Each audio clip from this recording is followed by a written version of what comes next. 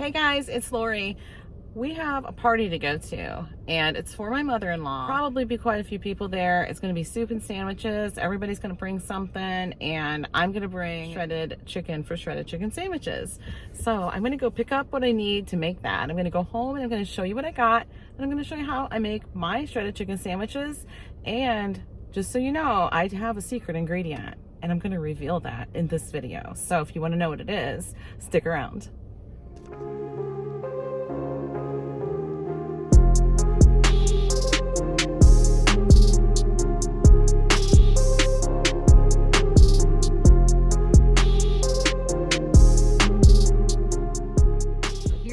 The main ingredients for the chicken sandwiches.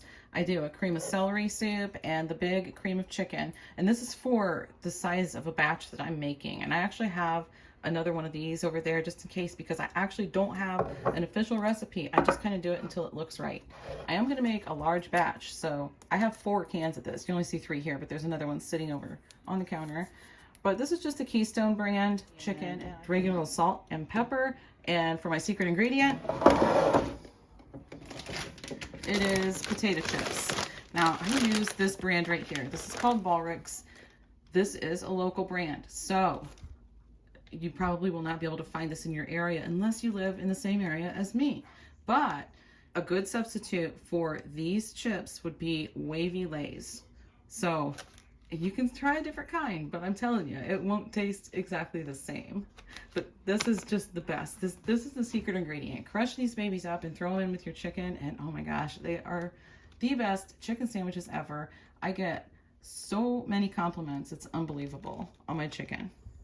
Chips, I did get the 1-pound bag because I did the grocery pickup, and that was all I could get from grocery pickup. I would normally get the next size down from the 1-pound bag, whatever that happens to be, I don't recall. But I'm not going to need all these chips. But what I'm going to do is fill up the Ziploc with it, and I'm going to crush them up.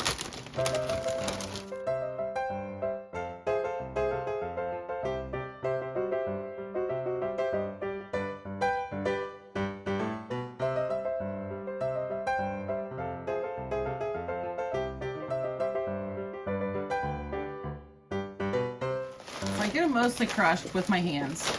Then I'll take a rolling pin, or you can use like a meat tenderizer or a little hammer or whatever you want and just pound them, however you want to do it. A lot of times I do just use the meat tenderizer.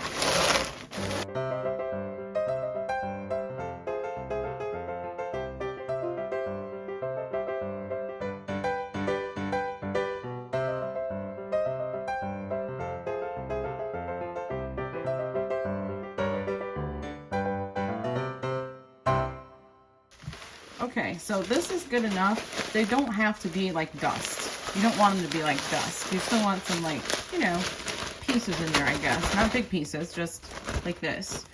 So this is how much you end up with in this Ziploc. And I used quite a bit of that 1-pound bag. So there's about this much left in there.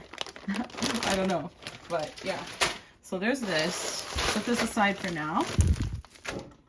I opened up my chicken. I put some in here. There's a couple cans in here already. I do drain the broth. I save some of the broth because I may need it to moisten up my chicken once it's in the crock pot. And even after it's cooking for a while, sometimes you need to add a little bit of broth just to moisten it up. Plop in another can. That looks kind of gross just like that, doesn't it? And there is can number 4. All right, then what I want to do is just kind of break it apart. I don't want it to be like shredded down to absolutely nothing. I still want some little chunks in there, but normally I would just do this with a bare hand for my own family, but this is going to be for a crowd, so.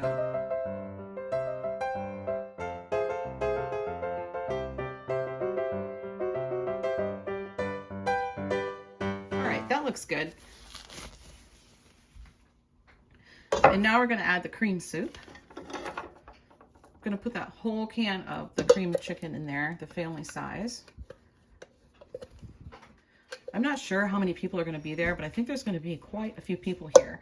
I'm going to put whatever fits in my crock pot into my crock pot, and the rest we're going to keep at home, some of it at home, and we're also going to leave some for Brendan so he can have some leftovers.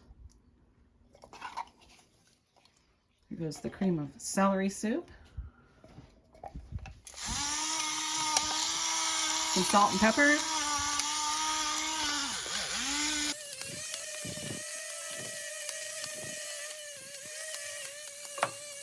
Okay, I do use a lot of pepper.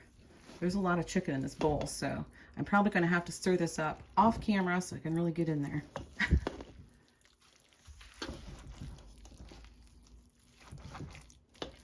Okay, so I'm just not into trying to be careful not to spill this over the edge of that bowl, so we're going with the big guns. We're getting out the big mixer.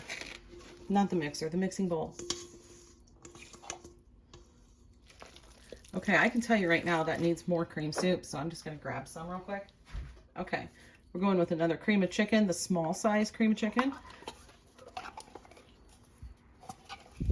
And I also have a small size cream of celery over here that I'm going to put in as well.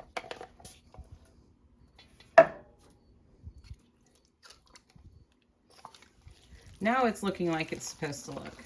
Okay, I like to be able to see that pepper in there. I can see a little bit, but I'm putting more on.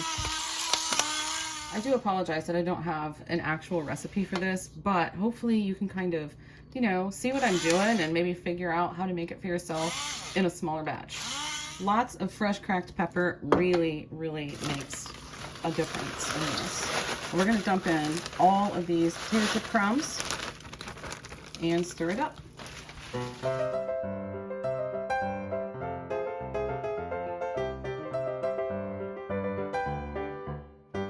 And we're going to go with a little broth.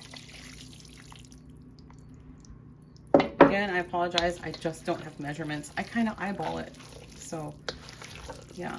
Now, this is absolutely perfect, just like this.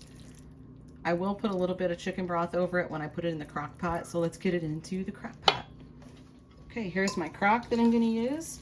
Scoop some in there and get it turned on.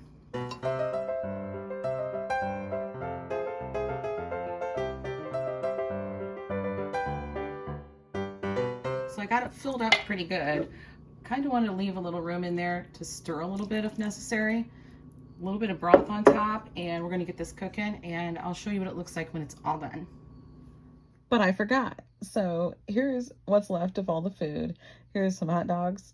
Spinach dip was delicious. Chips to go with that.